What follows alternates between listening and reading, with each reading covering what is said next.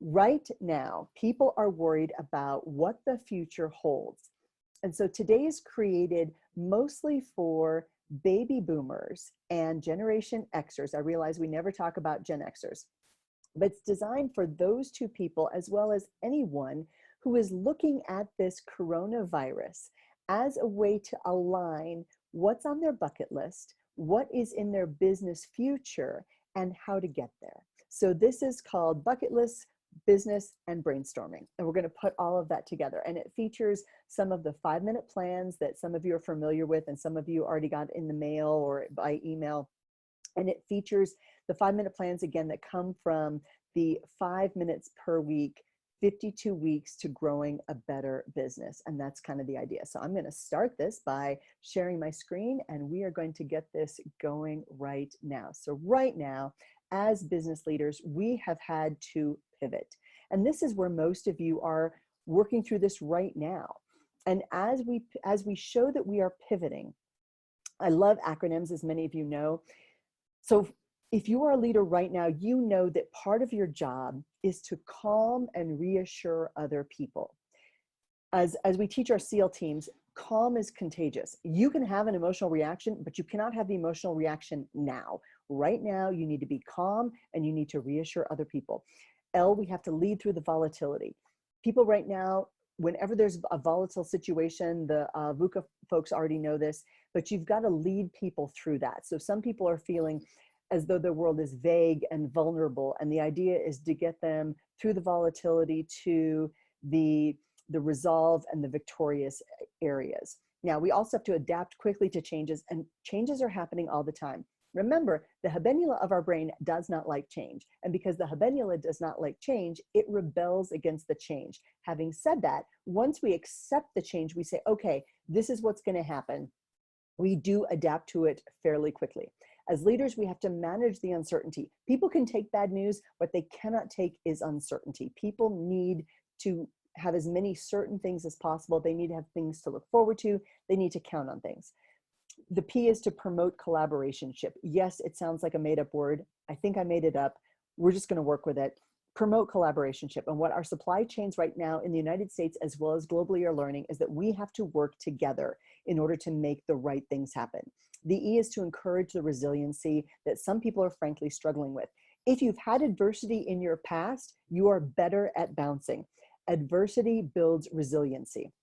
And we know that. And then the R is to respond to changing information. So I love to just randomly create acronyms out of random words, and this is the pivot. Now, for many of us, we are having these random thoughts during video meetings, and for some of you, you have had some of those. Maybe my office is messy, my dogs are snoring, like I said before. Maybe I'm supposed to be paying attention to this webinar, but I'm actually answering emails. And you know, sometimes it's fun to see your coworkers' cats on their screen. So if your cat is currently on your computer screen, please do me a favor, take a picture and send it to me. Maybe bourbon is in your coffee cup instead of coffee. Sometimes my earphones do get caught on earrings, and some days I think I need makeup. So let's jump on in there and talk to each other.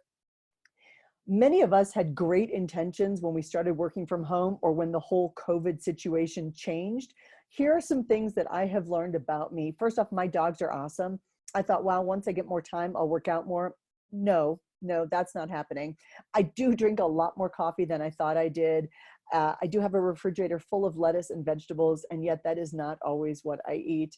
Apparently, even though I have the time, I am never going to master Spanish. I've gotten a few words and that's about it. My dogs seem pretty happy. So what I would like you to do is in the chat box, go ahead and put something that you have learned from working from home. It can be anything. It can be, I am more productive at home. I am less productive at home. I go down to the kitchen way more often than I thought. That my microwave at home is no cleaner than my microwave in the office. Just go ahead and write in the chat box what you have learned from working at home. And I'm looking for some answers as we get that. So jump on in there, just jump on into that chat box. Feel free to participate. Things, your revelations of things you have learned while working from home. I would love, love, love to see what you are thinking. All right. So as we move into this, this is the 5-minute, oh, there we go. There's some chats. There's the chats coming in. Oh, I appreciate y'all so, so much. The clutter, yes.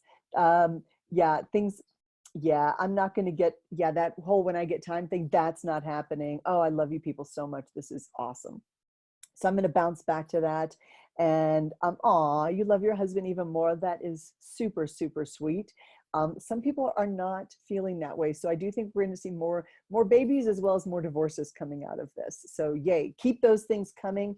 I'm going to start with the 5-minute bucket list plan. We want to figure out what it is we do to develop, improve, create, experience, achieve, influence, or do. And right now is a great opportunity for us to assess the things that are really important to us. So we want to think through and write down what we want to fulfill to make our lives happier. Studies show that we are far more likely to achieve those things if we write them down. So let's try to do that. So this again is one of those sheets that you got. It's the bucket list plan. What would you like to learn? And by liking to learn, I found that with Spanish, I would like to master Spanish. The problem I have is I don't want to actually do the learning. I just want to master it. It doesn't work that way. Piano was the same way to me. I would love to know how to play piano. I just don't want to take the time to learn it. So part of that bucket list is figuring out the journey of the learning. What do we really want to learn? Where do we want to travel to?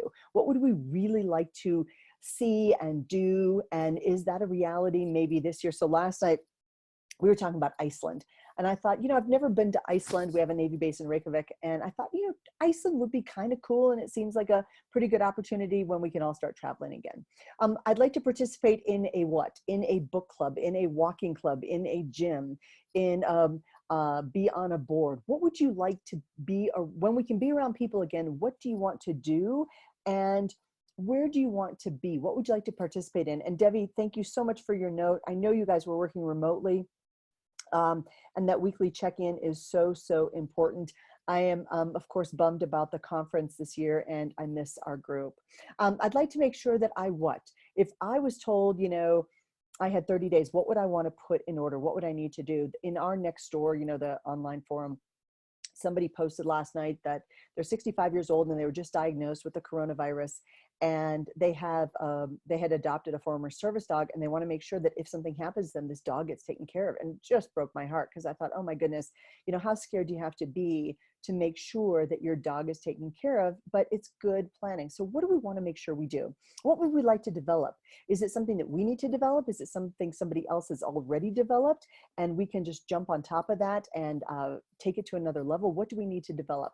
What would we like to give to? Are there specific causes or charities or maybe family members where we can be more generous? What do we want to contribute? What's our legacy? And then what would we like to pursue?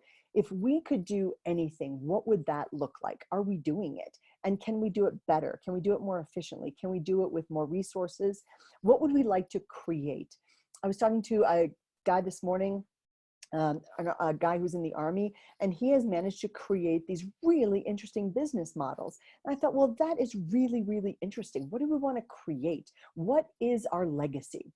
And this is where many of my baby boomers, who, by the way, before the coronavirus, were kind of a conundrum. They were both retiring at 10,000 a day because they were turning 65, about 10,000 people per day. But also the people coming back into the workforce were the over 55 crowd. And what did that look like? Because in some cases they were able to retire, but they didn't want to retire and they went back into the workforce. Or in some cases, they thought they had enough resources to retire. And then they realized, there was a family situation and they had to go back into the workforce, and they wanted maybe a lower stress job, or they wanted just to contribute. This idea of leaving a legacy is critical. So knowing what it is we want to do, leave, where we want to travel to, participate in, create, or develop, it's really important when we go toward doing our business assessment. So this is the business growth plan. So once we figure out what's most important to us, what our legacy is, then we can migrate into the business growth area. And this morning, my 7 o'clock call this morning was with a gal who now has to move an entire full conference for about 150 people online. And I have to tell you, my meeting planners right now are suffering. It is tough to reconfigure things. Many of the hotels they're working with are closed, so there's not even anybody there answering the phone when they call. They don't know who else to call. Some people have been laid off. It's very, very difficult. And so she said, here's kind of what I'm thinking. And I said, if you're going to do this, I said, can I please run the tech for this for you? And she said, well, we don't have a budget. I said, I know, I don't really care. That is not my point. I just want to make sure this goes well, because If it doesn't, your people will not pay attention. The entire business model will suffer. The entire business will suffer. And the next 12 months before you have another event, it's going to be really, really difficult. So this is part of the legacy that we are focused on right now, is trying to deliver great value. And it also looks like our business growth plan. Now, I've been talking to some chambers, and right now we know that growing a business involves thousands of details, and many of those details are up in the air right now. We just don't know what certain things are going to happen. But we also know that we can control many of the things that many people are just throwing their hands up in the air and saying, well, whatever happens, happens. No, we are business leaders, which means we control our destiny. Are there factors that create uncertainty? The answer is yes. Our job, again, as leaders, is to manage that uncertainty, create the strategic plan, and effectively move the business forward. And what that means is sometimes this is an opportunity for us, and we have to look at it that way. Again, I'm not at all downplaying the misery and the suffering that this virus is causing 58,000 people right now and their families so far and counting. This is a very serious situation, but we have to stop and say, okay, as business leaders, this is a great opportunity for us to take a step back and figure out what we need to do that makes us better, faster, stronger, and more efficient. So this is the business growth assessment. So as we're going through this, and again, this goes quickly, but you've got the handout. Please make a note of the yes, no, maybes. And then you're going to go back and you're going to circle the top 3 things that were no's that would make you the most revenue if you focus just on those for the next 30 days. So let's get to it. Let's look at where you're strong. Let's look at what needs attention. And then this will help identify where we focus. So do we have a business plan that accurately describes our current and future business? Yes, no, maybe. What does that look like? Do we have a strategic vision for our business that's driving us toward future success? Yes, no, maybe. Now, part of that strategic plan is we might have the strategic plan as the business owner, but do our people also have that vision in their head? And if our people don't understand our vision, then we need to do a better job of communicating that vision as well. So is everyone clear on our goals for moving the organization forward? For many people right now, the answer is no, because so many things have shifted. Yes, no, maybe. And if everybody was clear on our goals for moving the organization forward, would that make a difference in our revenue, our bottom line, as we move toward the next 3, 6, 18 months? Do we know our break-even points as well as our total revenue, total costs, and our total profits? Now, many of my small businesses have had so much upheaval lately that, when I say small businesses, I'm talking 50 million and below. It's been very, very difficult for them to track these. And if you need help on this, at productiveleaders.com, there is a profit and loss expense sheet that does all the math for you. So you can tell where your break-even points are. Now, remember, your break-even point, your first break-even point is where your total revenues exceed your total costs. Because before that, you're mostly just losing money. And that's normal when you start a business or when you are experiencing a downturn. But knowing when you hit that break-even point, when your total revenues exceed your total costs, and you've got that moment, even if it's $1 of profit, that is your first break-even point. Now you have to watch, because your second break-even point means, again, your total revenues have dipped below your total costs, and that's problematic. So again, you want your total revenue cost to be as high as possible above your total costs. So for many people, they're cutting costs, they're cutting people, they're cutting resources, they're cutting inventories. And some of those immediate cost-cutting moves people think are necessary, but when you're thinking about growing the business long-term, this could be problematic. So again, if you're cutting your people now, keep in mind that is a talent pool that your competitors are going to just snatch those folks right up as soon as we are through this. And we have to know what our numbers are. So do we have systems in place for actively generating, receiving, and thanking our referrals? Yes, no, maybe. And as many of you know, I live on referrals. I live on you saying nice things about me to your friends, and that is what I get to do. So I need to have a system in place for doing this. The real estate market does a great job with referrals. Many other people go, oh, I think we got a referral. Oh, that was nice. Well, but they didn't track it down, and they never thanked the person who gave them that referral. So that's a critical element for growing your business, especially now when businesses are relying more on relationships. Just an aside, I was chatting with one of my landscaping CEOs last week, and I said, so what are you seeing? And he said, first off, cold calling is not working.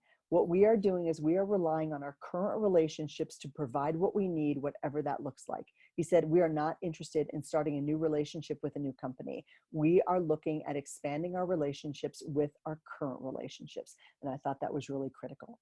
So do we have systems in place for showing customer appreciation? Yes, no, maybe. And not just at that moment of sale where we say, oh, thank you so much. You know, here's a bottle of champagne when you buy a new car, or thanks so much, here's a plant for your new house. No, do we show our customers we appreciate them by providing value over time? And what does that look like?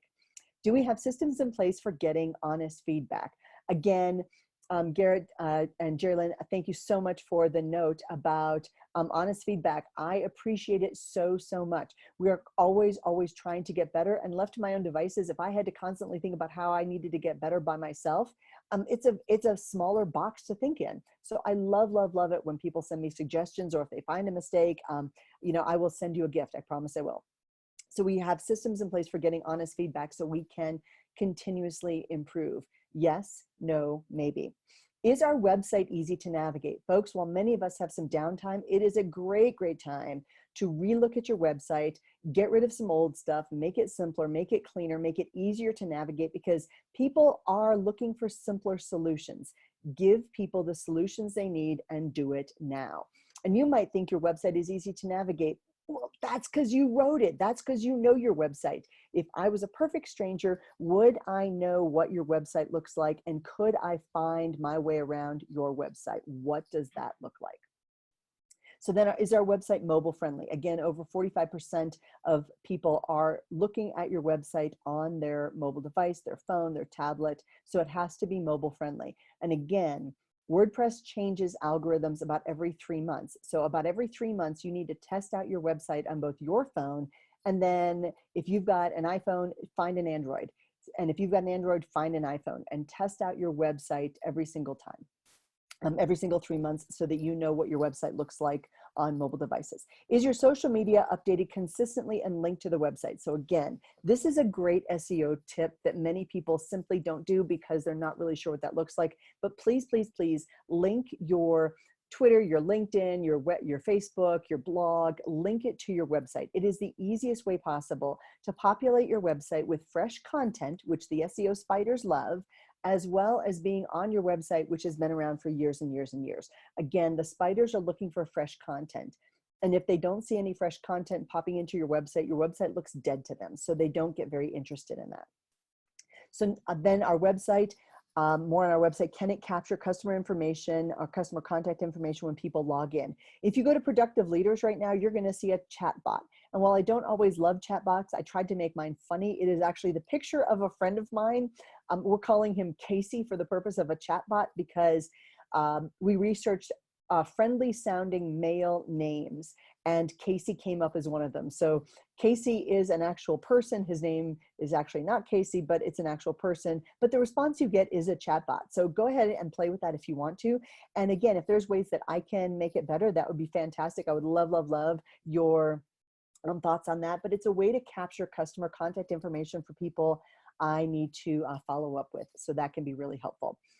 Then, do we have trusted advisors to keep us on track? And right now, folks, my folks, I have a group of trusted advisors, and I'm talking with them this afternoon. We map out time twice a week to get together, different groups of people. I have 2 different groups, and we brainstorm with each other. We make sure that we're not chasing squirrels. We come up with new ideas, but we try to keep each other on track. And I am doing more work right now as a corporate advisor than I was before, because there's so many distractions right now that we're finding people just need more touch points. We need to talk things out. And when we're not physically in the office talking, and again, talking helps us organize our thoughts. We need to call somebody and say, hey, I've got this idea, or this is what I'm thinking, or let's just work through this.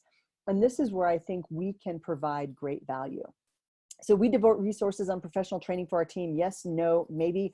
Right now, again, is a great opportunity, because more and more people like me are putting our content online for free. So grab that stuff, share it with your team, and share the resources. This is a great way to get people who are at home and say, hey, there's 30 minutes. I want you to spend time working through this. Hopefully it's helpful. Everyone on our team knows how to take great care of our customers. Okay, so Yes, no, maybe. We might know how to take great care of our customers, but are we taking great care of our customers? Can we do even better? And so for some people, the answer is we could do better. And maybe in this cycle right now, it's a good time for us to reach out to our customers, make contact. I do not want those emails. This is my personal opinion, of a company that I have never heard of saying, hey, just wanted to reach out and see how you're doing. I don't care about you. You don't care about me. So why are you contacting me? That's not what I'm talking about. I am talking about being authentic and genuine and reaching out to people you care about and who care about you. And are we following up with our clients the way we should? Are we giving them value over time, and over time?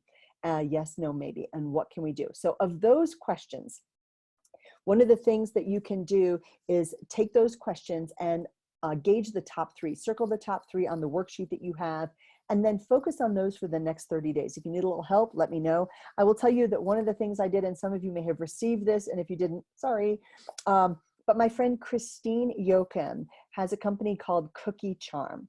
And so she sent out these cookie grams to some of my clients, and then they had the opportunity to pay it forward to one of their clients. And I just thought this was the cutest idea ever. Now, everything that you see here that's beautifully done, yeah, she did all that. And again, her name is Christine at cookiecharm.com. My clients love it. And it was just a way to reach out, not being salesy, not being pushy.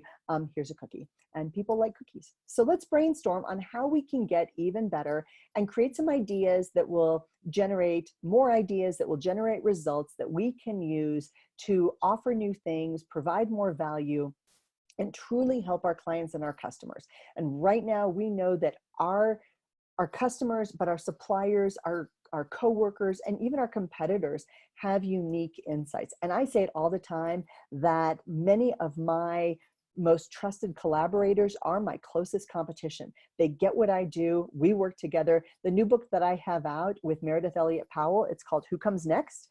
Shameless plug, by the way, it's on Kindle for 99 cents today and tomorrow. It's called Who Comes Next?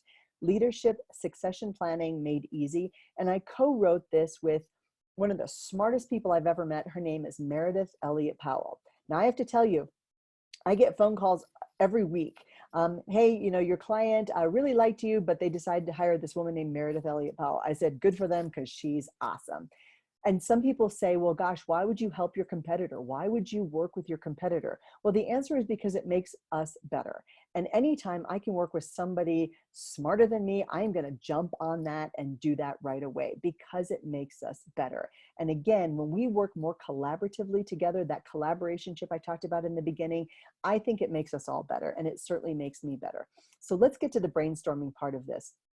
Effective brainstorming does not mean just you sitting by yourself in a room. No, it means getting people together, leveraging everybody's brain power. It's why we call it brainstorming, and using everybody's perspectives in order to get a most effective perspective and solutions. Now, when you're doing this, if you're the leader of the team, please, please, please speak last. And the reason you need to speak last is because otherwise people will just do it. I saw a lot in the military. We see a lot of this in large organizations where everybody just goes in and nods their head if the boss says, I think this is a great idea. What do you think? Everybody just goes, oh, okay. The boss just wants their idea validated. They're not really interested in our perspectives. I'm just going to sit here. And in fact, I'm wondering why I'm even at this meeting. So please speak last, and don't necessarily come up with the idea first. Agree to be open and inclusive of everyone's ideas. That's why you're all there. Everybody needs to agree that there are no dumb ideas. Are there dumb ideas? Sure. But in times like right now, something that may have been a dumb idea 6 months ago might be a brilliant idea now. So everybody's ideas need to be heard, and everyone needs to contribute. This is one of the big pluses about remote working, that everybody now is being judged for, it sounds like a harsh word, but we're being judged on our outcomes, on what we're producing. And so that person who's really, really quiet at work, but wow, they produce stuff, is all of a sudden being recognized in ways that when we were seeing them face to face and that person kind of stayed in their office, we kind of ignored that person. And meanwhile, that person who's very charismatic, always talking to other people, always walking around, we're finding, yeah, they're not really as productive as we thought they were. So there's that. Find a way to capture ideas. In my longer sessions, this is where we would move to the whiteboard feature where we would do Post-it notes and actually fill out Post-it notes. And that is really, really fun. You can do it on Zoom, but find a way to capture the ideas and then use those ideas later, organize them so that everybody can see them again, reflect on them a little bit, make comments, and then use those ideas later, capture those. So again, index cards, Post-it notes, transcribe the conversation, whatever it is that you can do to make that happen, do that. And if you're the leader, ask specific questions because specificity creates relevance. If you just walk around your job and say, you know, how's everybody doing? How's things going? Well, people are going to say good, fine, great, wonderful. You're going to get mostly monosyllabic answers, but nothing that actually creates relevance for you. So ask questions that are very, very focused. And I talked to a Chamber of Commerce group last week, and I said, so it's the difference between asking the question, name everything in the world that's green. So people go, everything in the world, that's pretty broad. Trees, shrubs, cars, and then they stop. But if I said, open your refrigerator and tell me everything in your refrigerator that's green, all of a sudden your brains are all just going. You're like lettuce and cucumbers and pickles and sweet pickles and relish and, you know, mold on cheese. I mean, whatever it is. Questions that are specific create more relevance. So ask specific questions.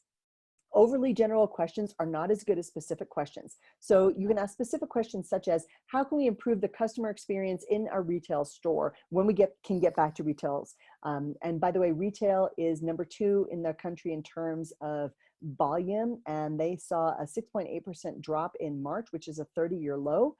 So I'm very worried about our retail stores. So how can we improve the experience? And then how can we improve the customer experience on our websites?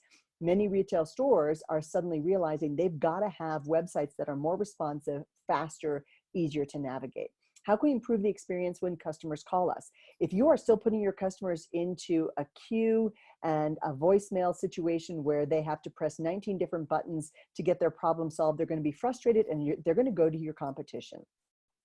How can we provide better training overall for our teams? And many people are looking at this thinking, wow, this could go on for a while. We thought it might only be a couple of weeks. Now it could be months. It could be a year before we get a vaccine. But we've got to keep training our teams. We've got to continue to do this. And how can we provide training that is relevant, insightful, helpful, informative, and engaging all at the same time? Now, what customers are we going to be serving in 5 years? And how will that demographic change from what we've got right now? And what do our future customers need from us? And how can we start strategizing for that now? And that's a key question. So we are right at our time. This is how you find me. If you would like to have a chat with me, I would love to hear from you. The 719-357 number goes directly to me, 719-357-7360. If you're not already getting the newsletters, and that advertises these weekly webinars, they are at productiveleaders.com. You can sign up for the newsletter.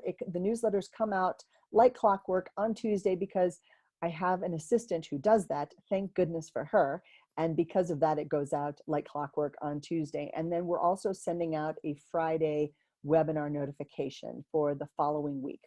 These have been pretty popular, and thank you so much for that, because we are going to continue them through May. They will just go through May, and then we will stop them. It's been a really good opportunity for me to be able to try out some new things, make contact with you, and see you. So with that, I am going to stop share and go back to me and see if we've got any questions. So that is the end of the official part of the program. We try to end on time. Terry Zarsky, thank you. Yes, the cookie, that, you know, Christine, and that's awesome. And yes. So this is, I'm looking at what people are doing. So thanks, Kathy, for being here. And Janine, you are so, so sweet. I appreciate you so, so much. Does anybody have any questions? Thanks, Margarita. I appreciate seeing you. This is really fun. I'm changing my chair because my chair seems to get in the way of my screen. How do you know if your social media is linked to your website? Great, great question. So go to your website and you should have something along the bottom or in a corner. Most of the plugins come in like a row. So you'll see a row of things that have the little Twitter symbol, the Facebook, the LinkedIn, and that will show you that. So that is a great question. Thank you so much. So yes, expand the current relation. Thank you so much for that, Emily. Oh gosh, so glad you jumped in. Expand the current relationships. So yes, we want to just strengthen the relationships right now because it's the BLT sandwich. People work with you because they believe you, they like you, and they trust you. And now is the time to expand that trust, offer more value, and be in a position to help people. Where I am seeing people fail a little bit, and I say this in the most gentle way possible, is when people are approaching their customers from their own sense of scarcity, and that is causing them to maybe not respond in a way that is aligned with the legacy they really want to leave. And what I mean is they're looking out for, oh my gosh, my mortgage is due, and I didn't think that I was going to lose so much business, and all of a sudden I am a little bit desperate. So they're coming across it in a very short-term perspective instead of that long-term perspective. And I realize, folks, in times of scarcity, it is very easy to be scared, but action trumps fear. Action allows us to move forward, and action means that we are moving ideally in the right direction. So that's terrific. Marilyn in Vegas, you are just awesome.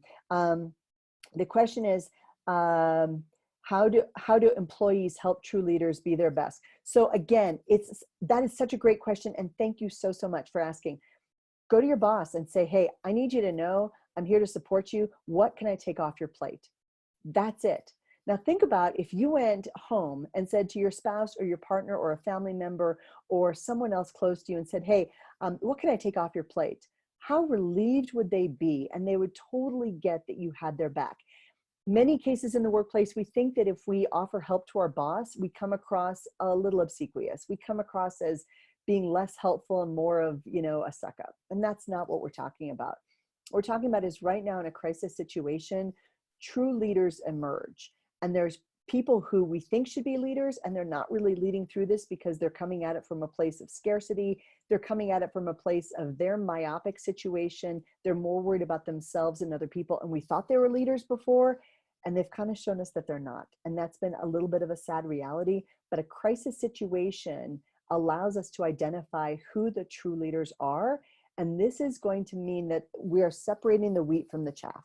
And this is a great opportunity to do that. So if you work for someone, you may not think you're a leader, but you are. And other people around you, your coworkers, your peers, and maybe your boss is looking at you for leadership. I was very, very fortunate. One of the best Air Force officers I ever worked for, I was in the Navy, but I worked for officers of all services. He was senior to me in rank, but he hadn't had the leadership experience. And so several times he would just call me and say, hey, are you busy? No, sir, I'm not. And if he would just come in my office, close the door and say, okay, I got a leadership problem. And frankly, I don't know what to do. And I'm like, you got it, boss. How can I help? And so he just said, I just need to talk through it with somebody. And he appreciated that, first off, the conversations were always 100% confidential. He knew that I had his back. And he said, you've got more leadership experience than I do. And it would be tempting for someone like you, talking about me, to use that against me. He goes, I really appreciate that you're backing me. And I'm like, yeah, of course. But apparently that's not always the case. And this has nothing to do with me. It was just the position I was in at the time. And he was a really good guy. So of course I wanted to back him. So Rick, oh my gosh. Yes, by the way, Rick Chess is a lawyer out of Virginia. He mostly deals with real estate, but also investments. And he is super, super smart. So jump on in, get his newsletter as well. And yes, he's talking about how we survive and thrive once we get back to whatever that is. And we've got to get people looking at the future instead of the wallowing. Yes, if I could speak to that for just 1 second.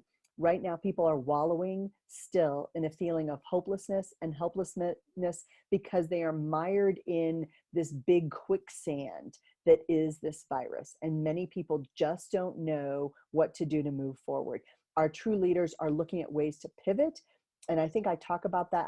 I've got a new program on pivoting and map this out. And then I had my graphic designer make it pretty so that it's easy to see. So be watching for that. So when you see the next program on pivoting, that will be there. Oh, Emily, thank you for buying the book. Yay, 99 cents. Yes. And if you do feel like leaving a life-changing and poetic review on Amazon, also greatly appreciated. So yes, and Michael, thanks so much. Well, outside of Wednesdays at noon, I'm trying, and I feel so fortunate that, if we've got to sequester someplace, come on. I get to sequester in my house, in my office, with my dogs, with plenty of food. And the food gives way to, happy hour at a certain point of the day. And there's that. Martha, the name of the book is Who Comes Next? Leadership Succession Planning Made Easy. I'll type that in the chat box. Who Comes Next? And it's about leadership during times of transition, crisis, challenge, and change. We talked about it mostly for leadership succession planning, and it's not just limited to succession. It's succession planning, many people think, is just at the top, and it's not. Leadership succession planning in the military means you are filling the jobs throughout your entire bench. So it's kind of like a sports team where the coach has to look at, okay, I'm going to need a goalie in 2 years, so I need a goalie now who can train with this current goalie and move forward. Or if you've noticed the NFL, they just did the draft, and it's important that we have a bench. We've got to have this talent. So it's leadership succession planning made easy. And apparently I cannot type and talk at the same time, but it's a 99-cent Kindle book today and tomorrow. So please scarf that up. Sally, we were planning on having the audio version. We were scheduled to do that as the audio book. And that was supposed to happen in March. So guess what? It didn't happen, and I'm super sorry. So we are looking at some creative ways to do that using a tool called Designer, that's with 2 R's, and doing a virtual book with a guy out of South Carolina, I think, South or North Carolina. And so there's that. So ashamed of your envy. So Allison, don't feel ashamed of anything. Jump on the call with me. We'll talk through that. So that's awesome. I am so excited that you all jumped in here today. Alice, everybody gets to stay home while you burn the candle at both ends. Yes. I have been working really hard to shift. So I get a little bit frustrated when some of my friends say, oh, I'm just so bored. I'm binge watching shows I've never heard of on Netflix that I've never bothered to hook up, because I am hyper focused on figuring out ways to provide more value. So every week I challenge, I mean, one of the reasons I'm doing these Wednesday programs, honestly, is to challenge myself to come up with relevancy for my clients. And it's just a way to keep myself, keep my accountability intact. And yes, I feel you totally, Allison. I get up early. I get up about 5 every morning. I go to sleep about 11 at night. I totally feel you. And it's exhausting, and many people are exhausted. Many people are now having to homeschool their kids, which, if you've got 8th graders, that's easy. If you've got kindergartners, pretty impossible. And it makes it very, very difficult. So I totally, totally agree. I agree with you. So yeah, if you want to jump on the phone and strategize for 15 minutes or whatever, just hop on in there. And I've got some other smart people on the phone. I'm going to put my booking link down here. I love booking links. This is so fun. It's called bookme.name/Mary Kelly.